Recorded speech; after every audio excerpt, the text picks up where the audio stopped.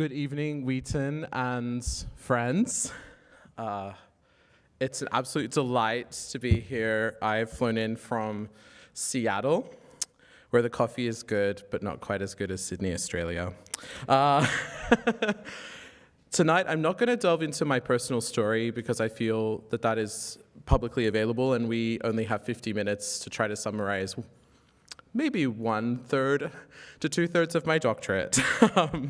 So I'm just going to jump straight in. Why gay celibate asceticism, or gay celibacy for short? Well, we have come to a worn but wonderful moment in the church and society, albeit weighed down by many other problems, where sexual orientation has been recognized as a sacrosanct element of our humanity.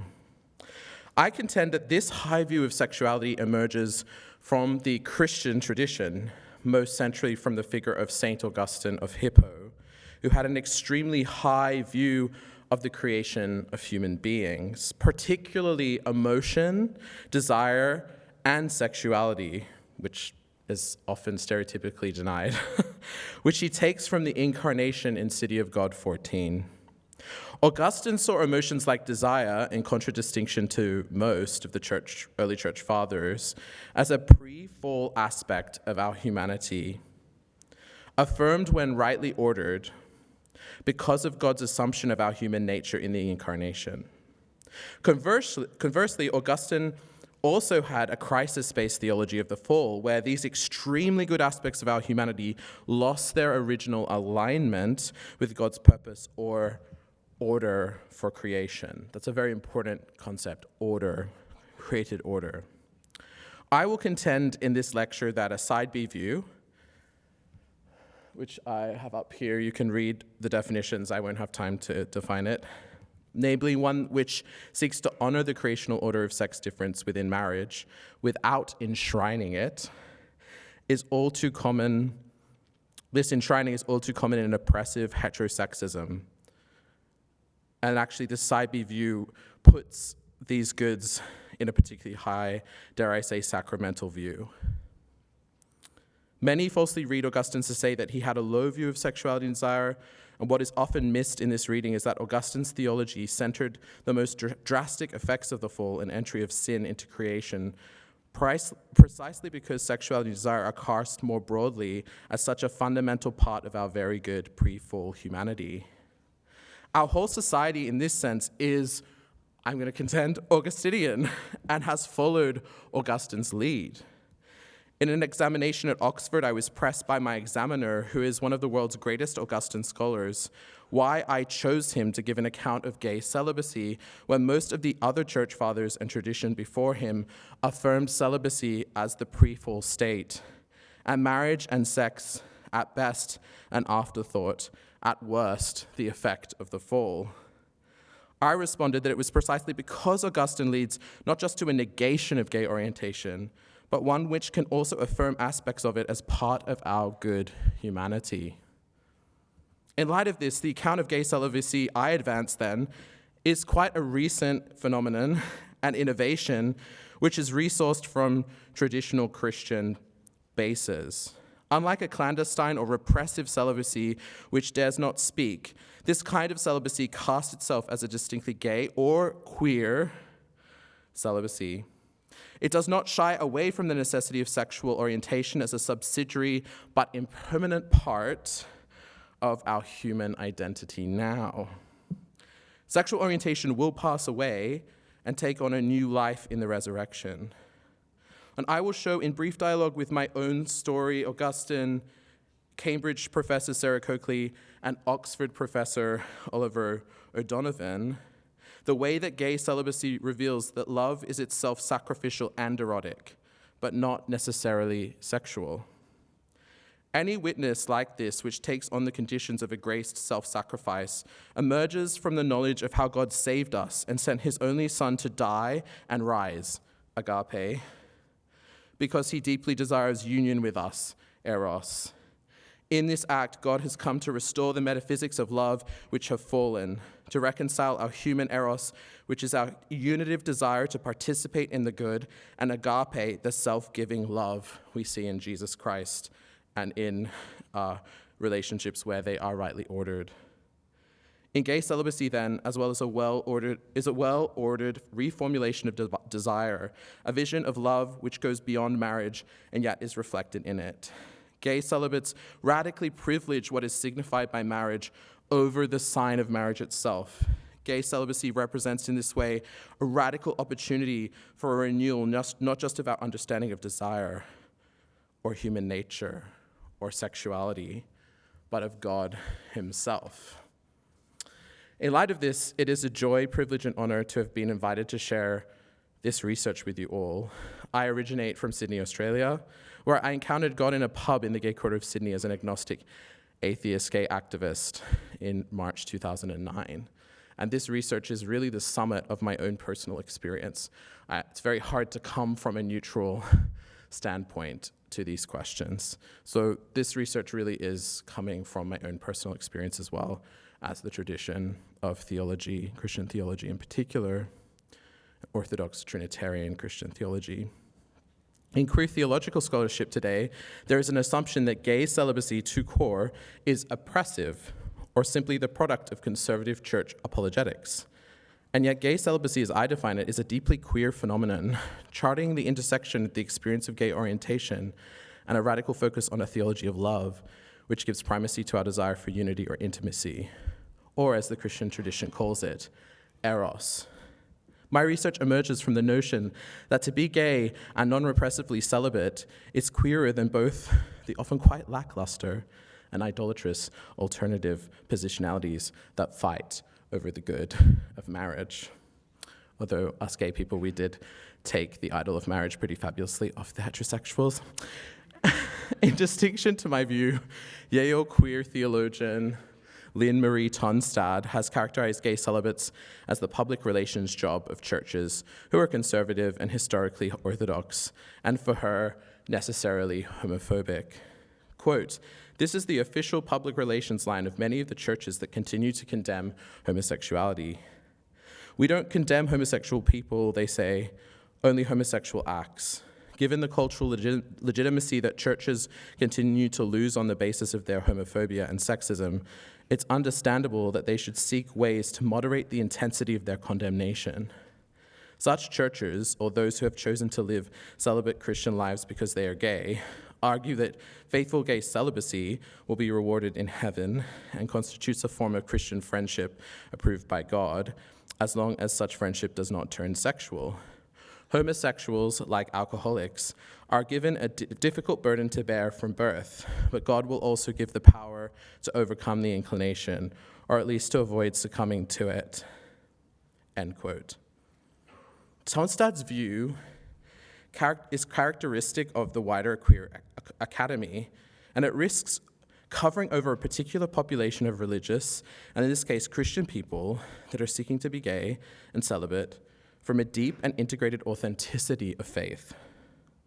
While such a group might be marginal now, it is yet to find its full public and political voice like the more mainstream options.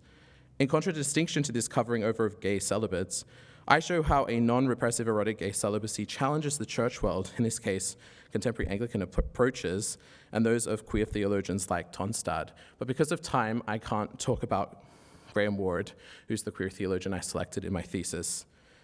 In our time, I hope to reveal that the queerness of an erotic, non-repressive gay celibacy not just resists the condemnation and homophobia queer approaches rightly denounce, but it queers mainstream queerness, which affirms sex as a necessity for human flourishing, and which I think is not very queer, because the queer is claimed in queer theology to end sex itself, as Gerard Lachlan says. Gay celibacy then opens same-sex desire to the horizon of a redeemed or sanctified eros, the witness of gay celibates who do not see themselves as merely the poor victims of heterosexism, but they see that they are those who draw their queerness into a wholly ecstatic self-sacrifice or asceticism. And the fact that queer theology cannot see this is a critical pitfall, I think, to most mainstream or established academic theologies of queerness. The danger which Tonstad self-reflexively recognizes is that enshrining gay marriage apologetics as the only means of queer liberation provides little alternative to such apologetics. In other words, queer theology has lost its queerness because it's condensed itself to gay marriage apologetics, and I want to suggest that actually gay celibacy in its queerness can renew queer theology. A large corpus of work is dedicated to the historical study of celibate asceticism and queer theological explorations of gay marriage. I detected, however, a silent gap in recent literature regarding gay celibacy as a distinctly queer and erotically motivated form of asceticism. Gay celibacy has an integral and salient role to play in forming a richer theology of desire for today's culture and church. The church's natural idolatries of marriage, nuclear family, and heterosexist utopian visions, which are not future-oriented, have meant that there is little room to imagine body-positive alternative vocations for those citizens of God's city who are gay other than marriage. Such a lacuna is present in both traditional and revisionist church contexts. Instead of adopting sexual norms built on the neo-romantic notion that sex is essential to human flourishing, gay celibates perceive that this notion is in conflict with the Christian scriptures and the tradition's high view of celibacy, and therefore seek a queerer, robustly Christological understanding of human flourishing. The church that worships a celibate Messiah is strangely void of discussions of renewing celibacy for our time.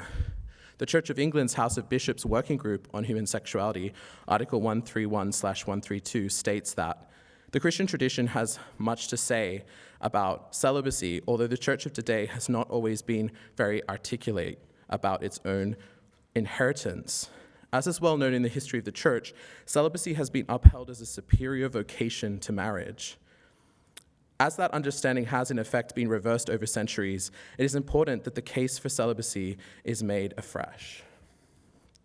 I contend that Anglican and broader ecclesial conversation needs to hear a witness beyond mere apologetics to the holiness of another already in its midst and springing up from its recent ecclesiastical teaching.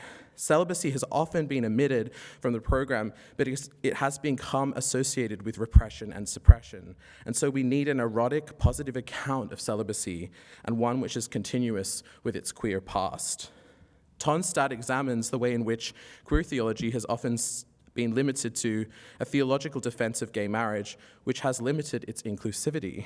She suggests that queer theology must embrace Marcella Althaus-Reed's dictum, quote, "Queerness is always the holiness of the other," end quote.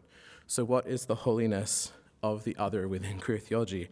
I think it's gay celibates.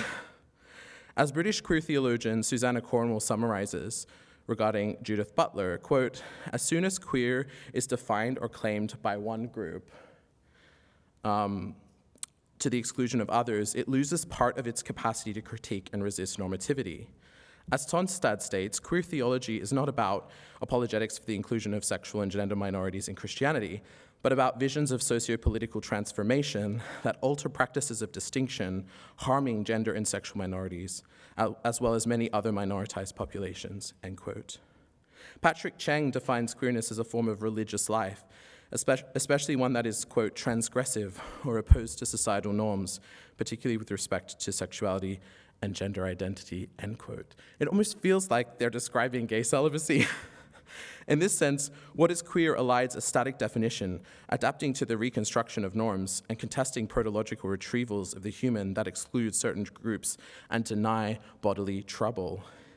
In contrast to queer theology in theory, I define queerness as in a distinctly Augustinian sense as the oddity, alterity, or strangeness that is generated from putting the order of God's love at the center of one's life.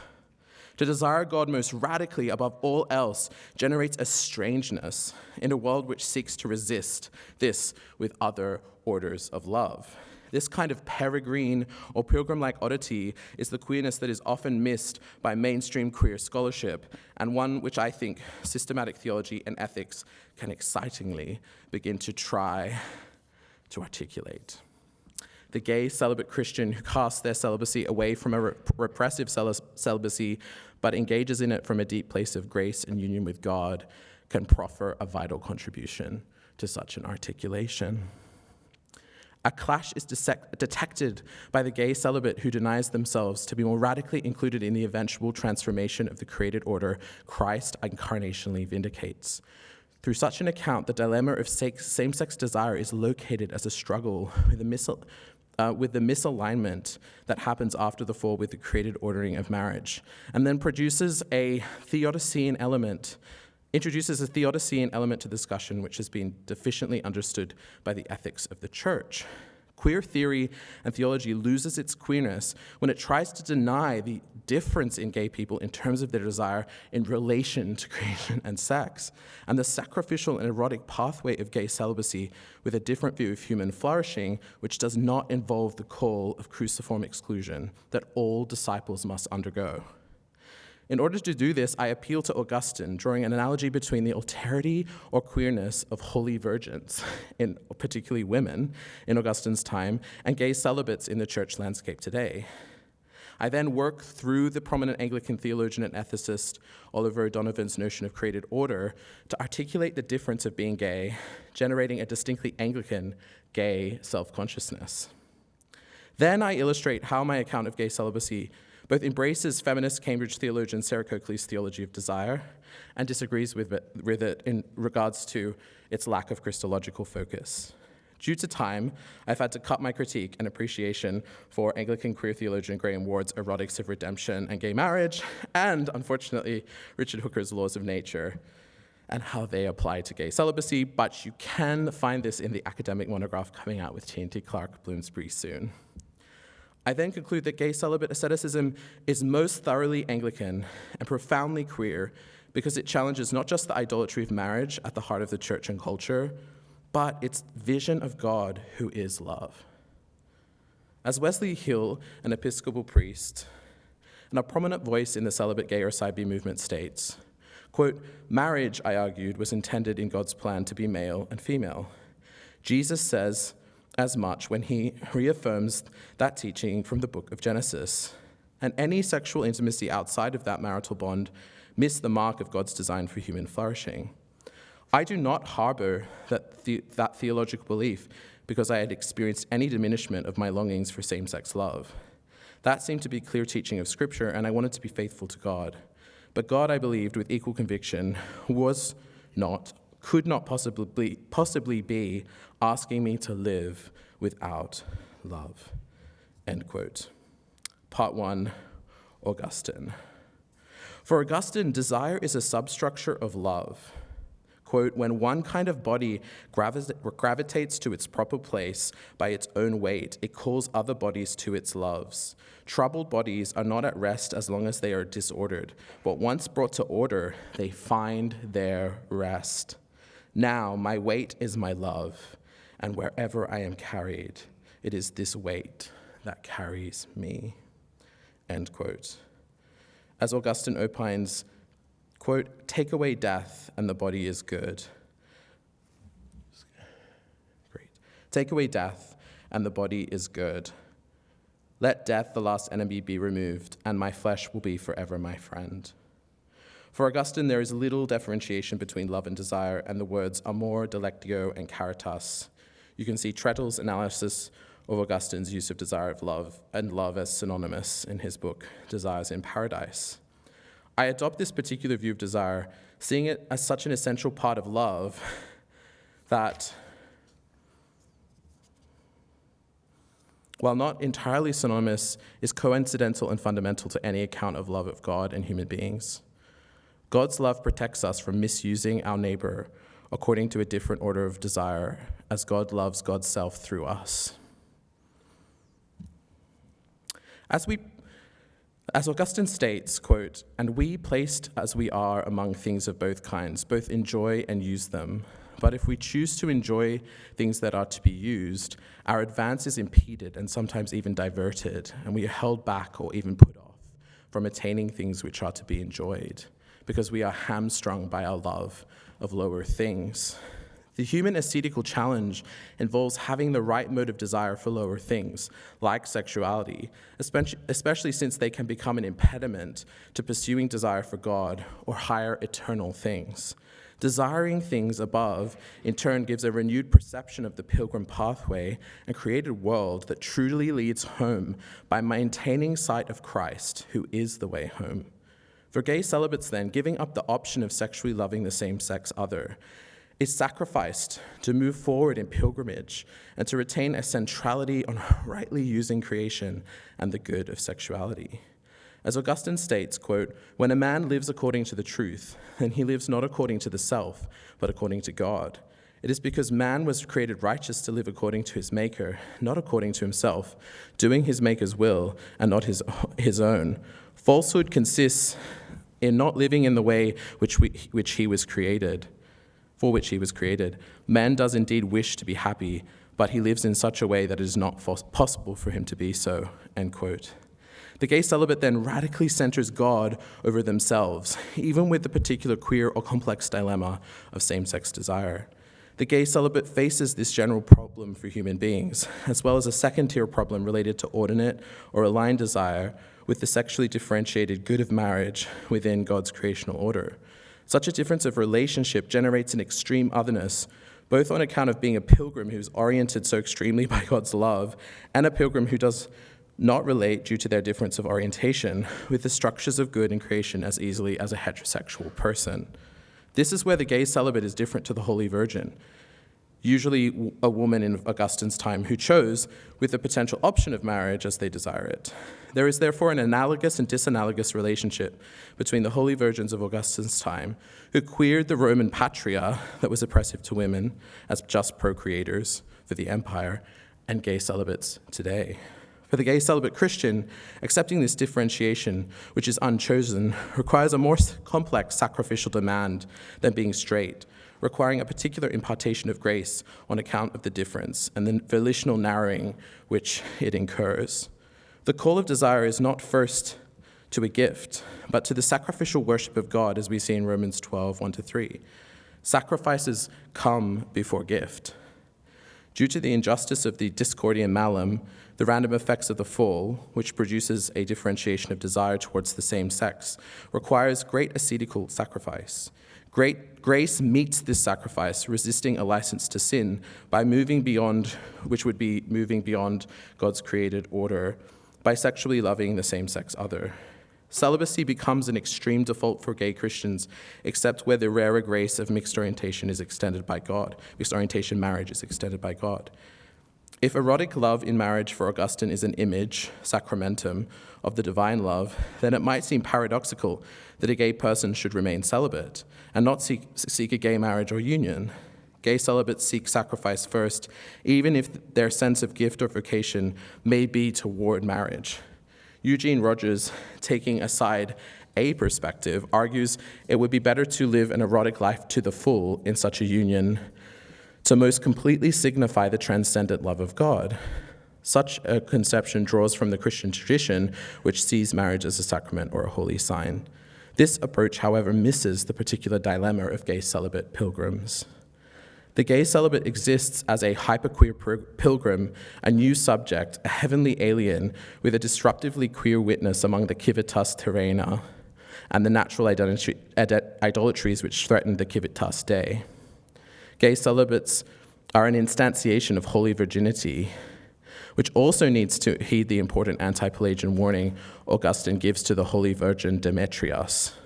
A Holy Virgin, and he articulates this to Demetrius, Demetrius's mother, Juliana, in Epistle 188. Quote, "God is at work in both man's willing and acting, through the inspiration of love, caritas, which is the only thing that enables him to turn to God and to put into practice what he has learned from scriptural revelation.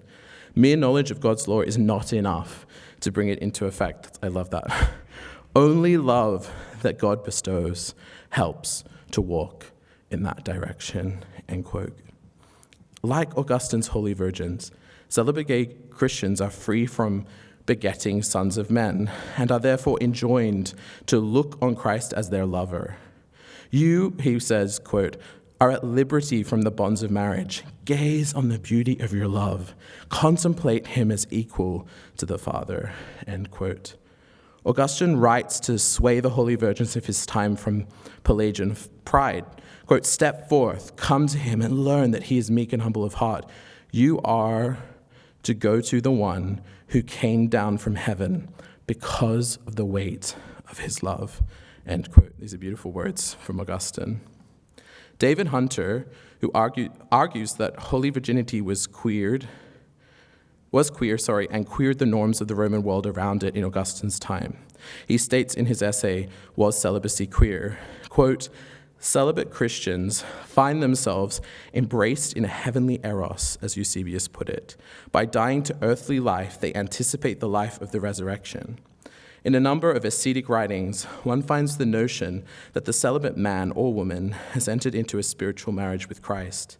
For example, we find the erotic imagery of the Song of Songs transformed into an ascetic romance, love this, between Christ the royal bridegroom and the individual celibate Christian, the bride. Something so queer about that if you're male. By the late 4th century, this biblical motif found liturgical expression in a ritual of virginal consecration in which young women were married to Christ in a ceremony modeled on a Roman wedding.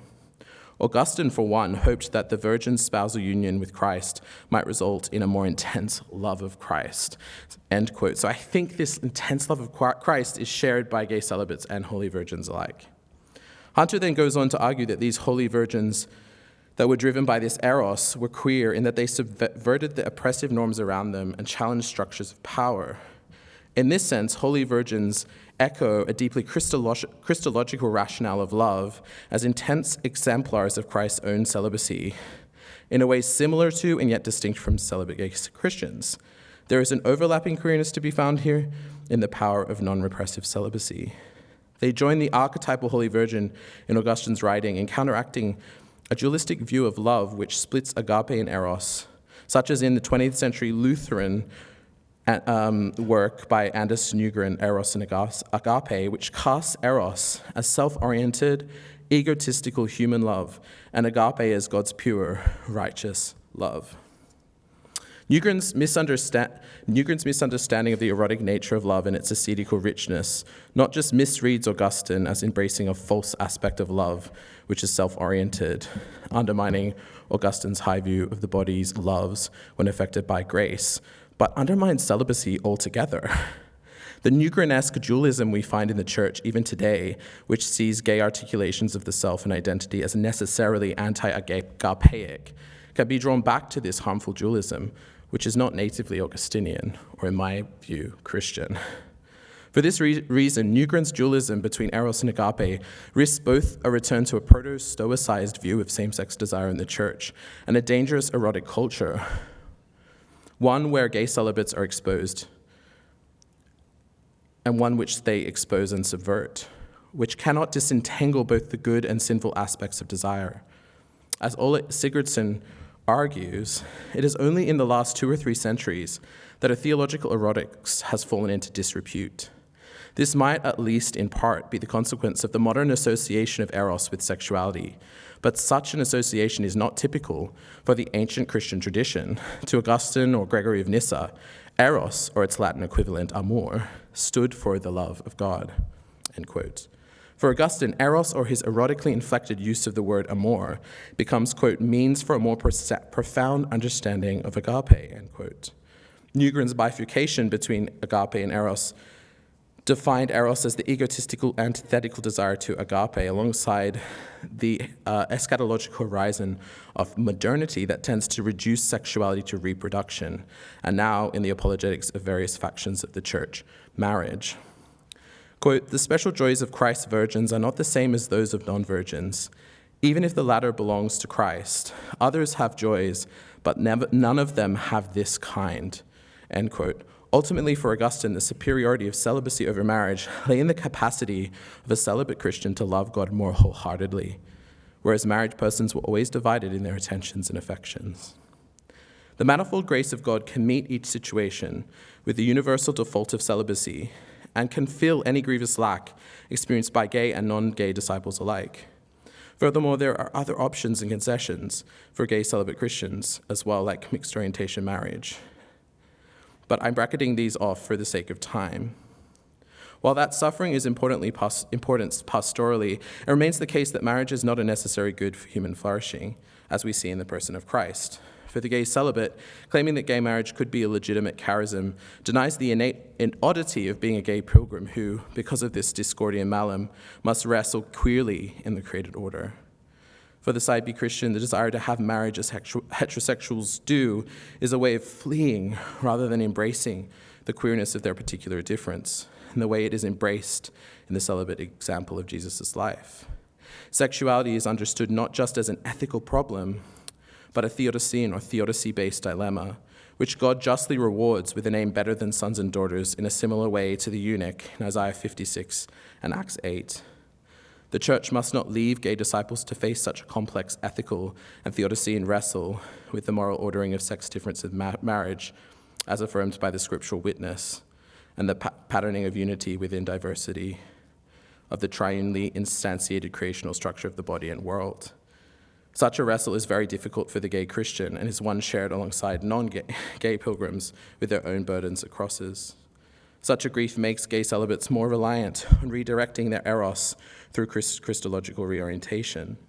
Celibacy lives out celestial existence of love for the beloved Christ now in an even more intense way than the Holy Virgin.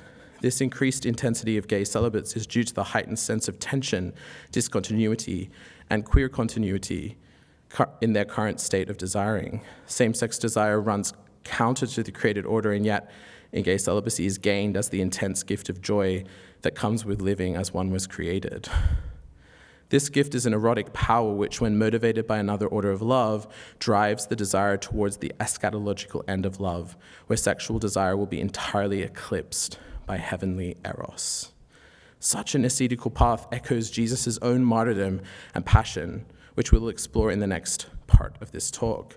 Jesus lived for the joy set before him in the resurrection, denying marriage as good on the cross.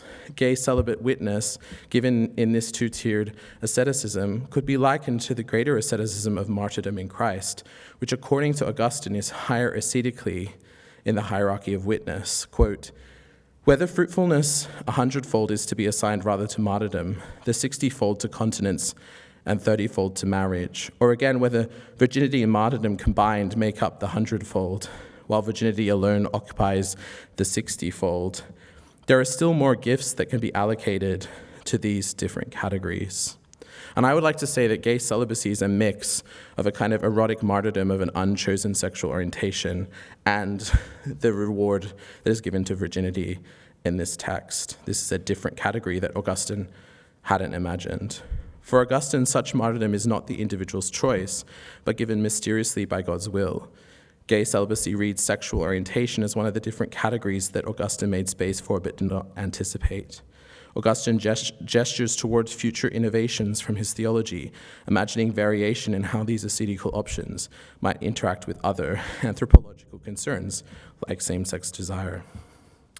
As Elizabeth Stewart states, the loss of an eschatological imagination, not just in gay and lesbian theology, but across much of Western Christian theology, has impoverished Christian discourse on sexuality and allowed the collapse of desire into heterosexuality and discipleship into marriage and modern constructions of the family, end quote. I love that. When God's city is captivated by this impoverished imagination, the gay celibate risks great suffering as they constantly are met with an erotic culture in both the church and world, which does not comprehend their sacrifice and sees it as unnecessary, or even worse, wrongfully a form of internalized homophobia.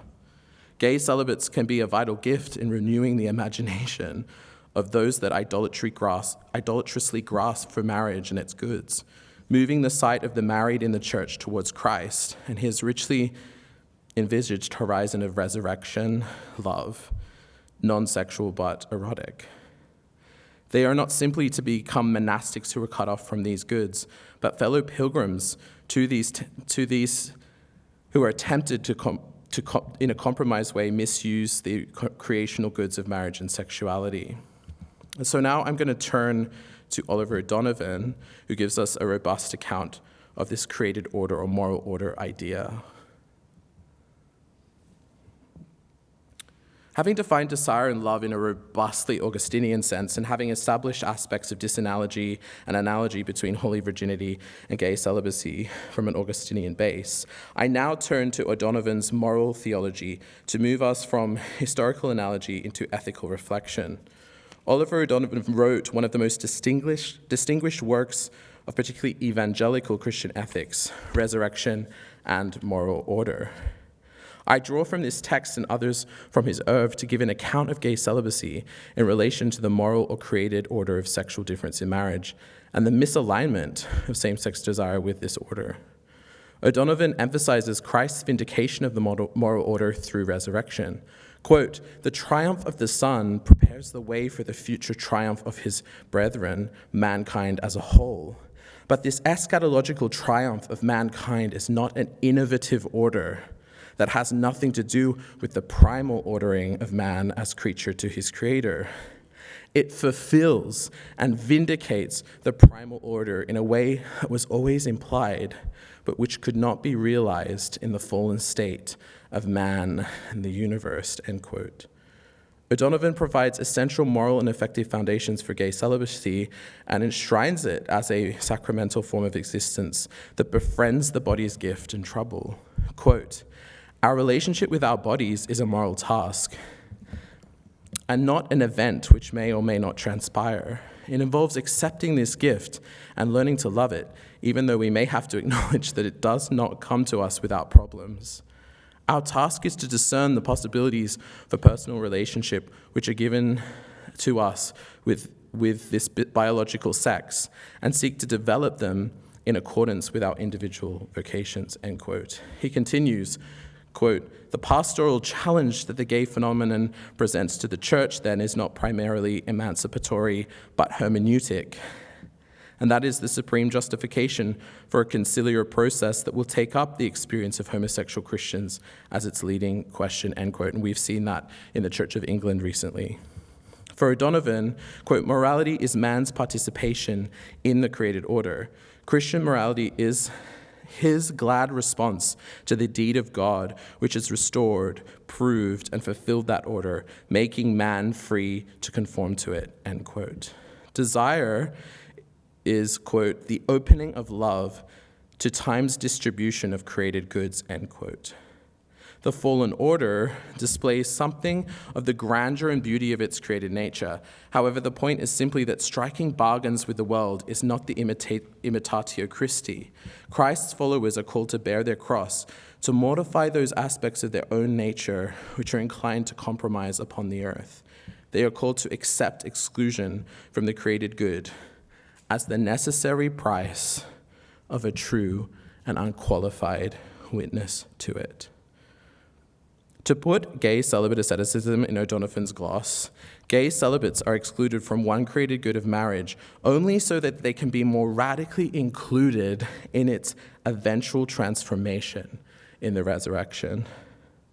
In other words, this is not an ultimate exclusion from the good that marriage points to, and thus gay celibate asceticism is not a form of homophobia, it's a form of eschatological patience. O'Donovan continues, "Discipleship then involves in the suffering exclusion from various forms of created good, which are our right and privilege as Adam's restored children. This exclusion may be at the hands of others who do not wish us to participate in those forms of life except on their own terms. Or it may be that our own fallen humanity, here we go, does not equip us as it should to participate in these goods without compromise," end quote. I'm just going to say that again.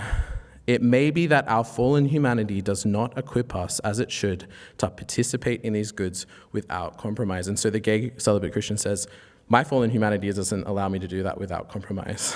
So I'm going to live in celibacy.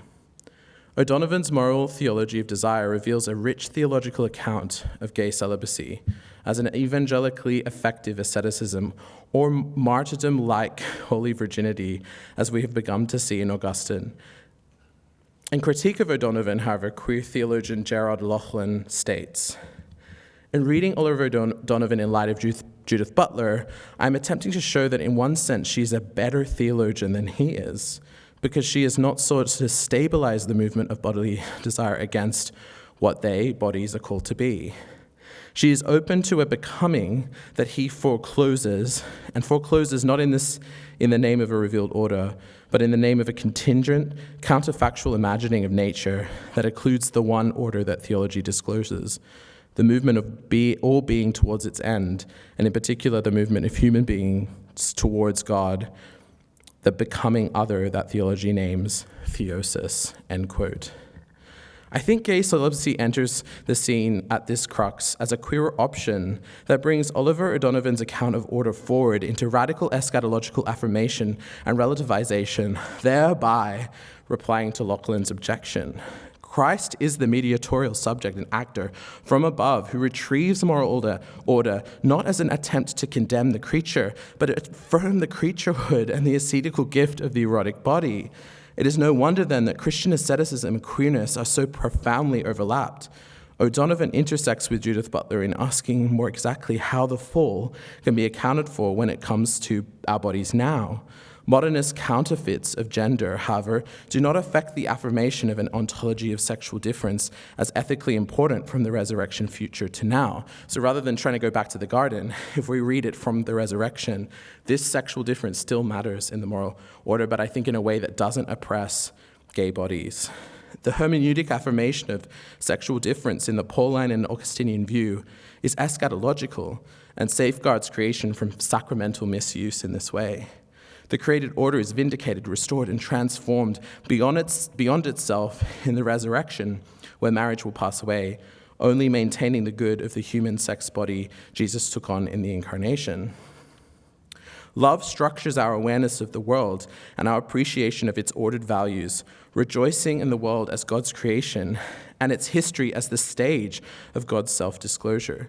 Gay celibates seek to proceed from a new moral wakefulness and deliberation with discernment of the world, more precisely, the body's purpose read from the resurrection lens of Christ. Knowledge of the gay self, therefore, is necessary to know how to conform to God's vindication of the created ordering of sexual difference in marriage, which has not passed away. Without delineating her own view, Coakley understands, who we're going to talk about next, understands same-sex unions as a possible way forward for transformation in the spirit and a preferable option to secular alternatives, but O'Donovan disagrees, and so do I. He locates the dialectical relationship between the created order, the ascesis of desire, and redemption here. Quote, the moment of self-denial when we prefer to forego the created good, which is our right, rather than enjoy it on the terms of compromise, is also a moment of knowledge at which the good becomes clear and conspicuous to us, as rarely ever besides, end quote. Gay celibacy then appears as a robust account of gay consciousness, which is also evangelically robust. As O'Donovan states, quote, the erotic body, in fact, stands out as the exceptional moment in the repertoire. Here the body conveys a hint of eternity that beckons and calls us from beyond it. Here it reaches out to the point beyond itself. Eros is precisely not sexual impulse. It is an aspect of the spiritual life of mankind. I love that. Through inevitably engendering bodily experience to accompany it, where we are psychosomatic beings whose every moment is a mediation of the spiritual through the bodily. I'm just going to check great. And he says, there is bad transcendence as well as good, and there is transcendence of the terms of creation as well as transcendence within the terms of creation. Getting a distance on the body is not an end in itself, and may even be a temptation. The key to achieving the right distance is to locate powers of the soul precisely where every created power of the human nature must stand under the judgment of God and awaiting his transforming redemption, end quote. For gay celibates, to err toward a gay marriage would be an example of a misaimed grasp and immoral transcendence of the terms of creation in O'Donovan's sense. The sacramental existence and witness of gay celibates lies then in finding a Christological basis upon which to ground the erotic body and to allow the gay or queer body, through the cruciform shape of its worship, to flourish in the plenitude of grace and resurrection. O'Donovan again touches upon this sacramental fulfillment here.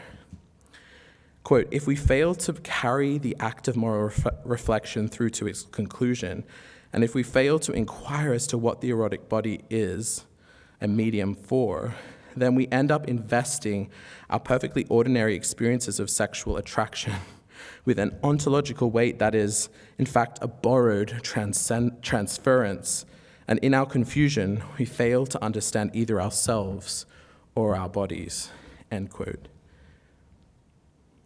It is primarily gays, for O'Donovan, who seem to care most profoundly for marriage.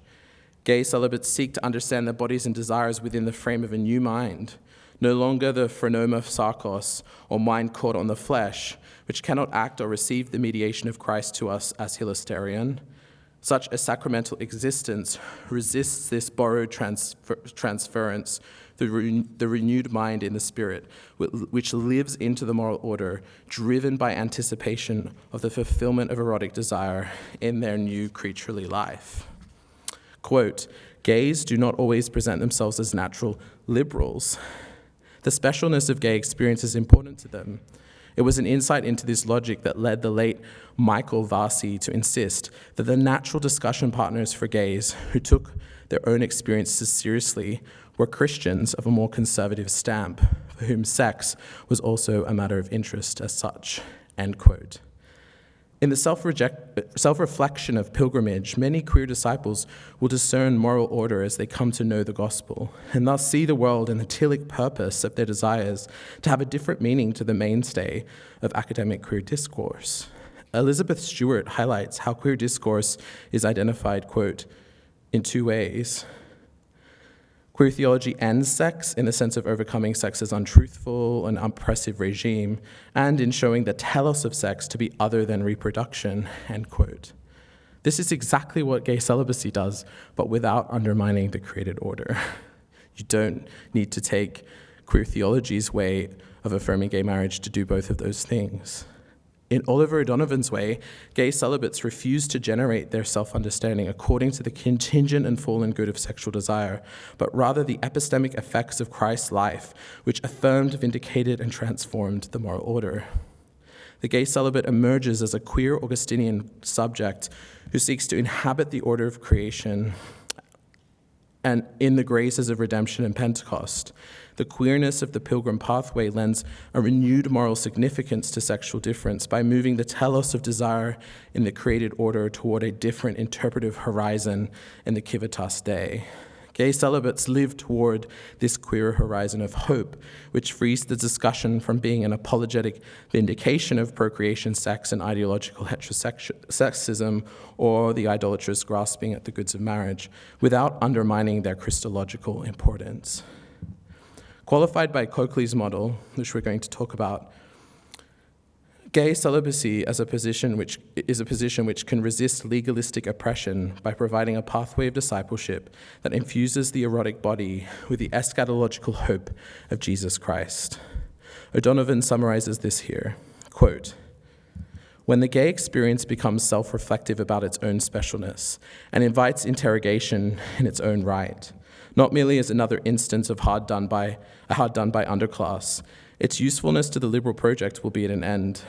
It will force us to pay attention to the fragmentation of the modern moral world and to its insufficiency as a measure to judge the performance of the church by, end quote. O'Donovan acknowledges Theodosian differentiation of gay people, quote, yet gifts are given differently to the members of the body of Christ. Vocations are distributed variously to serve the common mission. Some are given in the form of special skills and abilities, some in the form of special opportunities, especially opportunities of special experience and suffering, end quote. At this point, O'Donovan expressly gestures towards the concern of theodicy I've addressed. He insightfully identifies them here. Quote, from the place of a special sensibility in which the homosexual Christian may find him or herself, we may hear a testimony to the way the world confronts our mission in our time, to its fragmented identities, its disjunctions of feeling, its cruelties, its dislocations, and the peculiar possibility of redemption that God has put at its heart. The rest of us cannot do without this torchlight through the fog of the late modern world in which we, too, must grope our way. While part of the Theodicean wrestle is identified by O'Donovan here, it is still insufficiently met. O'Donovan risks denying this difference when he says it, quote, "It is one and the same gospel witnessed to by the gay and the non-gay, a gospel of redemption from the enslavement and sin and the purification of desire," end quote. This riposte to revisionism, which is a great clarion call to common vocation, is not held in tension with a compelling account of gay Christian difference or queerness. There is little recognition of how the universal gospel applies to the difference of same-sex and opposite-sex desiring. While O'Donovan helpfully brings us back to the universality of the gospel, he does not provide any constructive distinction of gay experience directly. This is one of the motivations of my work. We will now turn to Sarah Coakley to fill in these lacunae left by O'Donovan. Part 3, Sarah Coakley. Here she is. Asceticism to core, as Sarah Coakley states, quote, has become larded with the negative associations of repression, ecclesiastical authoritarianism, and legalistic forms of self-denial or works-based salvation, end quote. She sees the contemplative way of prayer as a resistance to a sex-obsessed society underpinned by Bowdlerized Freud, which perceives celibate asceticism as necessarily harmful or a suppression. Coakley further diagnoses the problem with desire and sexuality, quote, "The power at stake, reductively in this hermeneutic of suspicion, is the raw physical power of sexual libido and the repressive power of churches to manage and control it. If repression is the problem, then genealogical exposure and liberation from restrictive ecclesiastical mores constitute the answer. The sexual repression/libertinism binary is then up and running. Those two alternatives represent a false choice," end quote. In the first volume of her systematic theology, God's Sexuality and the Self, she argues that hearing gay or marginal voices has been drowned out in post-Kantian ethics by a lack of attention, prayerful attentiveness to the real encounter with God, and a lack of humility. Quote, "It is easy, from a privileged position, to be morally righteous about justice for the oppressed, while actually drowning out their voices with the din of one's own high-sounding plans for reform. Likewise, there is much talk of the problem of attending to the otherness of the other in contemporary post-Kantian ethics and post-colonial theory, but there is very little about the intentional and embodied practices that might enable such attention," end quote, gay celibate asceticism. I adopt Coakley's central thesis here that, quote, "desire, even fallen desire, is the precious clue woven into the crooked human heart that ever reminds it of its relatedness to its source," end quote. Being gay, then, is also not just a fallen condition which leads to a misalignment of desire with the created order as per Augustine and O'Donovan, but also a precious clue which leads one back to God. Coakley helps to balance the scale here. Her apophatic Trinitarianism keeps an avenue open for the renewal of desire, only with the apophatic protection from projections that have led to idolatries of gender and sexuality, and in the case of gay Christians, a repressive stoicism or libertine condescension. She states here, quote, "To kill the father is to remain with and affirm the rule of the father, so there has to be a way out other than enforced repression. So now we know that why, quote, true orthodoxy is so elusive. It can only occur when the idolatrous two-ness of the patriarchal dyad is broken open to transformation by the Spirit. Can a feminist call God Father then? One might more truly insist that she, above all, must, controversial, for it lies with her alone to do the kneeling work that ultimately slays patriarchy at its root," end quote. Can a Christian who is gay, then, also call God Father? The way to a liberated orthodoxy freed from enforced repression is through a deeper understanding of the Trinity, not in spite of it. In this sense, the hydraulic notion of sublimation in Freud is better redefined in Nissen's way as rechanneling, as the Spirit's work of grace, rather than the mind's work of an inner psychic process alone. I agree, therefore, with Coakley that the Trinity must become primary, where God's desire for us and our deepest desire for God becomes more fundamental than sex, and humanizes the Theodicean situation of the gay disciple. In Coakley's words, Freud must be, as it were, turned on his head. It is not physical sex that is basic and God ephemeral. Rather, it is God who is basic and desire the precious clue that ever tugs at the heart, reminding the human soul, however dimly, of its created source.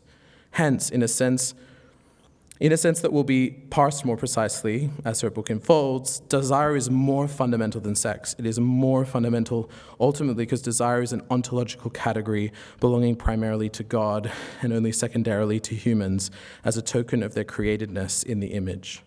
But in God, desire, of course, signifies no lack, as it manifestly does in humans. Rather, it connotes that plenitude of longing love that God has for God's own creation and for its full and ecstatic participation in the divine Trinitarian life, end quote. Rather than putting the pressure of human faculties, grace does the work through contemplation, what she calls noetic slippage, rather than only in potentially Pelagian, psychologically dubious Freudian senses of interior subconscious forces and work alone.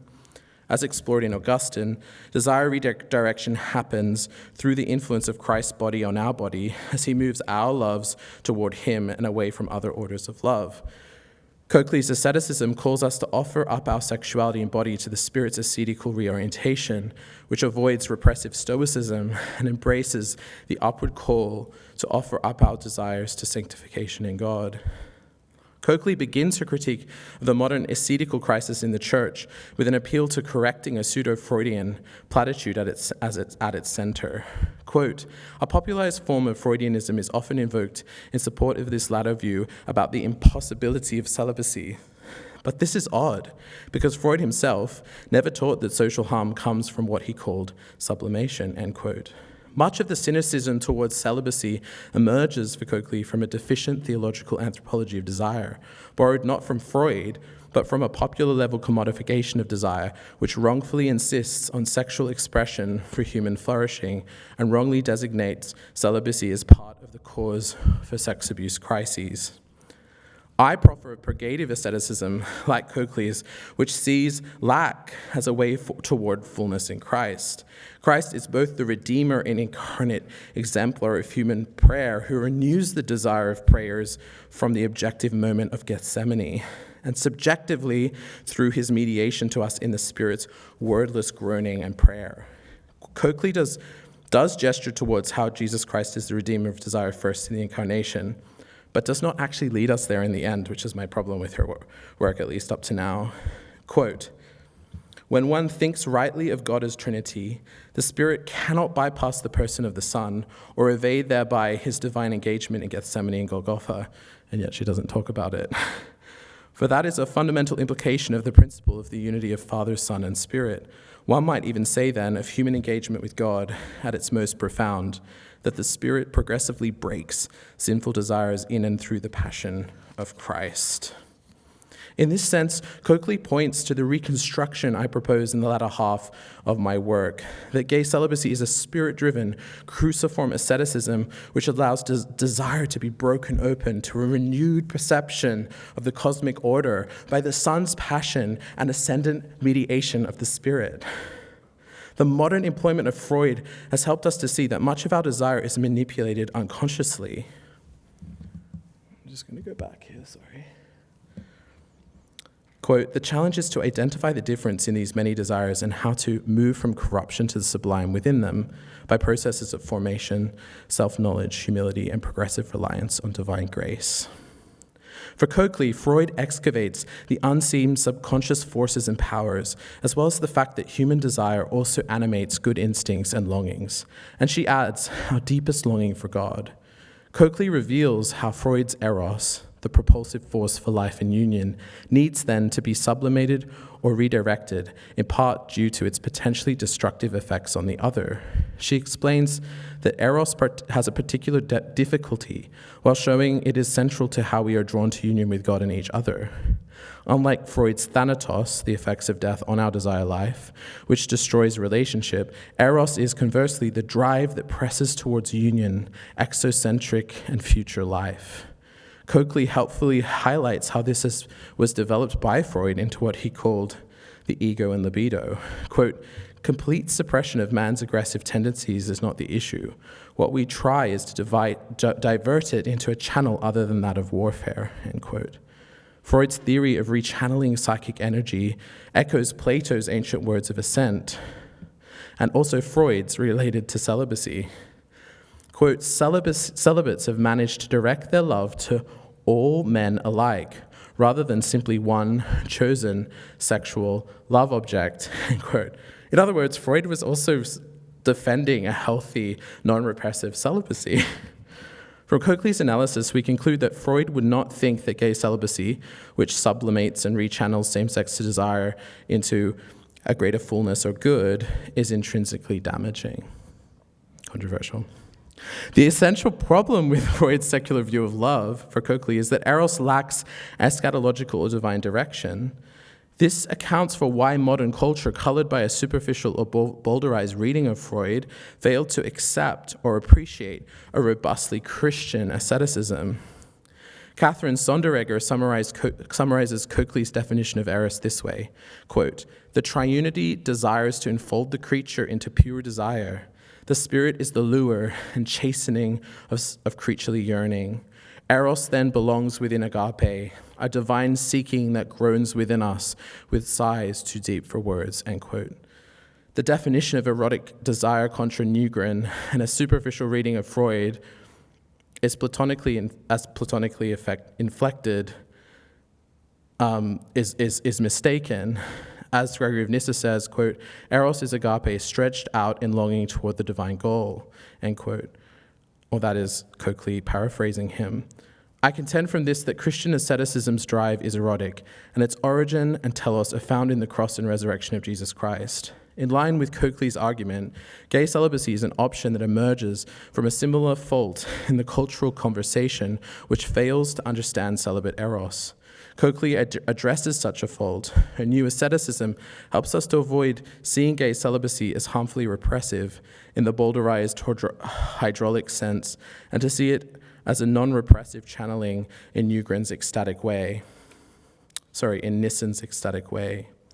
In a similar way to O'Donovan, she leaves the possibility open, perhaps leaving space for others to suggest a way forward. I think this is a pitfall to her project when it comes to the lives of LGBTQI plus Christians like me, because we actually need to discern a path forward. We can't just sit here and contemplatively pray. While Coakley's model protects from repression and libertinism, it does not help us to know which of the myriad of paths out from there is in accordance with a Christ-shaped asceticism which respects and holds in a eschatological perspective, but does not make the created order ultimate. The erotic gay celibate emerges on the scene as one who prays powerfully from this deeper proto-erotic desire for God, and who engages in apophatic and charismatic prayer, choosing to love God by foregoing the direction of their affections for the same sex in order to rightly use created goods with a renewed knowledge of being loved by the Trinity. From this mystery and darkness of Trinitarian encounter, the gay celibate can upend harmful idolatries of God as a patriarchal construction and of creation, particularly marriage, which stultify faithful practice. Coakley's dazzling darkness in prayer is an essential part of the Anglican way to welcome the prayerful ascesis of gay bodies charged with the proto-erotic desire for God. Such an ascetical vocation, paralleling Coakley's feminist concerns, does not throw off the critiques of queer theory and queer theology, but seeks to go further in than them, to a place which can reveal that God's desire for us indeed is more fundamental for defining our humanity and our moral agency than our fallible understanding of our own desires and their relationship to creation. Gethsemane and its link with filial prayer in Romans 8 represents a pitfall in Coakley's asceticism, and due to time I won't be able to give you my critique of that.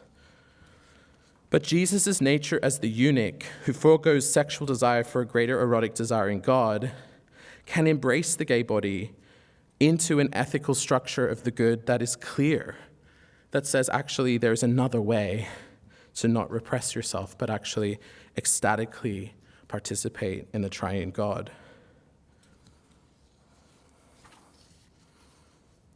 So how do we bridge these two accounts of O'Donovan and Coakley's approaches to desire? This is where I'll finish. To elucidate Coakley's model for our present exploration of gay celibacy, I've explored how Coakley identifies the thin theology of desire resultant from a superficial reading of Freud that has induced and attended our current anthropological crisis related to gender and human sexuality.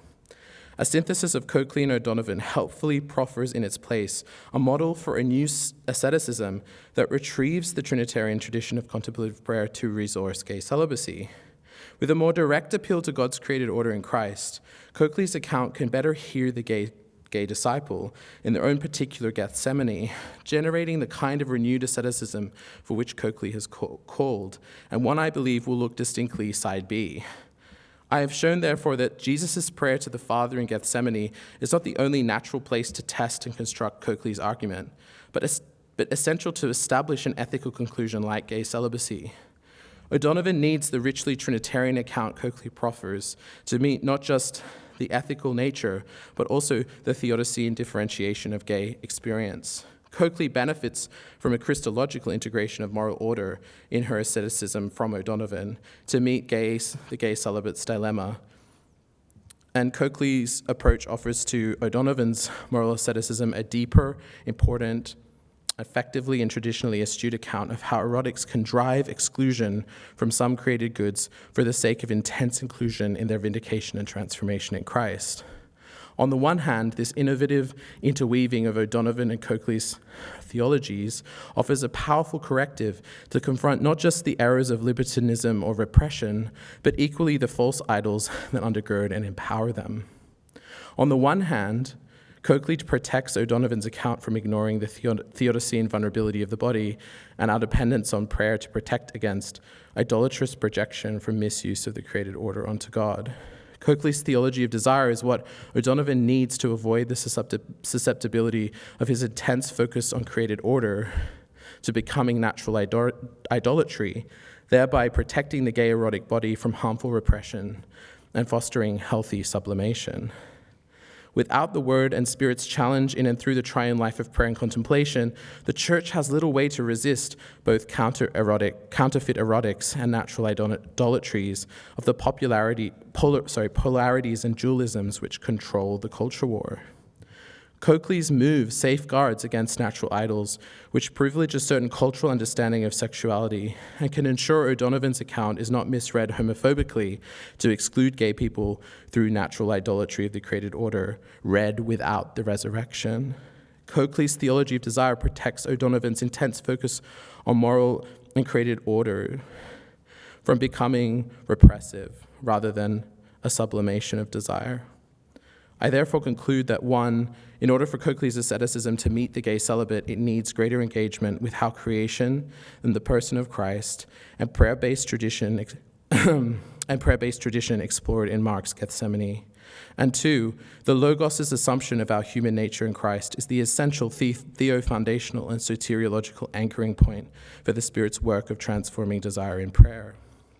While Coakley acknowledges that her Christology will follow at the end of her systematic theology, and we had fun in my examination talking about this, I have revealed why a greater Christological anchoring is needed in the interim for ethics of sexuality more generally across the landscape of theological moral reasoning, ethics, and practical theology. On the other hand, Coakley's account of Trinitarian transformation through eros and desire protects the evangelical model of ethics from leading to repressive outcomes and homophobic ones. The constructive critique I have made takes the praying disciple beyond apophatic release to a robust ethical participation in the created order in a way that does not turn in on itself in stoical self-repression or in libertinism. The gay celibate asceticism I have advanced emerges in this tension between the ethical structures of creation and the call for desire to be transformed in a Coakley-esque way. Without the incarnation and the cruciform life of Jesus, human prayer or proto-erotic desire for God would remain unstable and therefore constitute an unsuitable beginning point for ethics or meeting the desire-based dilemma of gay Christians like me. Due to the limits of time, I will not be able to cover the final chapters of my work, which bring this into conversation with Graham Ward and Richard Hooker. However, Richard Hooker's On the Laws of Ecclesiastical Polity reveal just how reformed and Anglican the account of gay celibacy I have advanced is. I have not been able to comment on the relationship between desire and Scripture, but Hooker reminds us of the vital role, in a similar way to Anglican martyr Thomas Cranmer, of how Scripture, where there is a positive command given, maps onto the law of nature, or as O'Donovan calls it, the created order, which reflects not just God's will for us, but how our actions reflect and uphold God's identity. Quote, declaring therein what law is, how different kinds of laws there are, and what for they are of according unto each kind. This done, because ye suppose which ye strive, and upon this surmise are drawn to hold it as the very main pillar of your whole cause, that Scripture ought to be the only rule of all our actions, end quote. Furthermore, Graham Ward's Erotics of Redemption, where he argues that sexual difference is still theologically important but not physiologically important, is also something I want to note. This account involves suspending the physiological reality of sexual difference and inserting it rather as a dynamic between two people of opposite sex or same-sex relations. By suspending sexual difference and making it into a Trinitarian relation between people regardless of sex in a marriage, I argue that Ward undermines the importance of the material nature of creation, untethering God's creational intentionality from the redemptive purpose of Jesus Christ.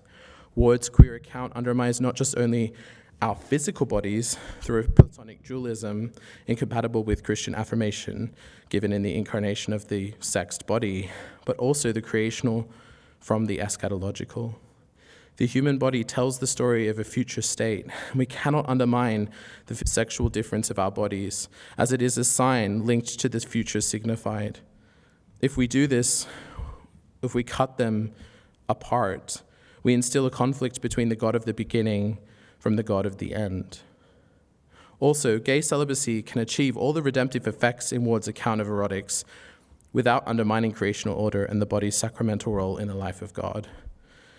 So you can read about that in the published work and see if you agree with me. I have a similar critique of Richard B. Hayes' recent book, which I'll have to keep for another day. To end, I thought I would finish on a personal note of my life as a gay celibate Christian. This first citation is from the liturgy of my own vow of celibacy in my home church, Pusey House in Oxford, which is an Anglo-Catholic chapel at the heart of the Oxford movement there in Oxford. And then I'll finish with some words from Bishop N.T. Wright, who consecrated me to celibacy. And this is what I said to my 150-odd friends in the chapel when I actually also graduated from my doctorate. And a lot of the thoughts I've just shared with you are from that doctorate. Quote, as I make this vow and recognize my life lived over a decade in Christ, I've never had a moment where I felt I had an easy gift of celibacy. Instead, the Lord has given me a deep gift of faith, which as a gay man has been extraordinary. This gift has reinterpreted not just my understanding of sexuality, the body, and its sacramental meaning, but my entire life. From his loving embrace, a wellspring of desire to give God everything has sprung, which is common to all those who truly love Christ and humbly seek to obey his commands. Such faith is not about being desireless or non-romantic, but precisely the opposite. It has been about falling in love with Jesus Christ, my beloved Lord, and marrying him as part of his bride, the church, as the Spirit has inspired. Such a gift of grace has met the wrestle with my sexuality, transforming it into a deep gift, which I'm giving in fullest affection, in the fear of God and my own deep weakness, to Jesus, the husband of my soul, before you today." End quote. And then during this consecration, this is what N.T. Wright said in his sermon about my celibacy. Quote, "You know better than I, granted your research, David, how the early church explored the calling of celibacy as a sign of the coming of a new day in which death itself will be abolished, so the human race will have no need for further reproduction. Just as ordinary marriage is a sign of the goodness of the present creation, of the fruitful coming together of heaven and earth, so singleness, which was very unusual in the ancient world, was seen in the early church as a new and Jesus-shaped gift, pointing forward like the Sabbaths to the world of new creation, a world beyond death itself. Isaiah 55 thus flows straight into Isaiah 56, not just as it were a reluctant welcome, but the celebration of those who are thus leading the way into God's new creation, bearing the name that shall not be cut off, which was given to the eunuch, as the early and telltale instantiation of the sign, which shall not be cut off, the new Eden itself. The age to come began in earnest when Jesus rose from the dead on Easter morning. It is renewed and energized again and again through his outpoured Holy Spirit, making God's rescuing love real in our hearts. David, you are to be, like the weekly Sabbaths in ancient Israel, the sign to the rest of us and to the watching world that God's new day has indeed arrived in the present time, and that we and all others, from whatever background, whether moral or ethnic, cultural, or anything else, are invited to come and rejoice with you in the house of prayer and sacrifice. David, our hope and prayer is that we may continue to learn from you the lesson that the powerful love of God, incarnated and outpoured, can and must become the single most important impulse and desire of all our hearts, whatever our state or calling. Thank you for reminding us of this. God be with you as we celebrate together in the house of prayer, which is for all peoples, particularly the eunuchs of today. Thank you.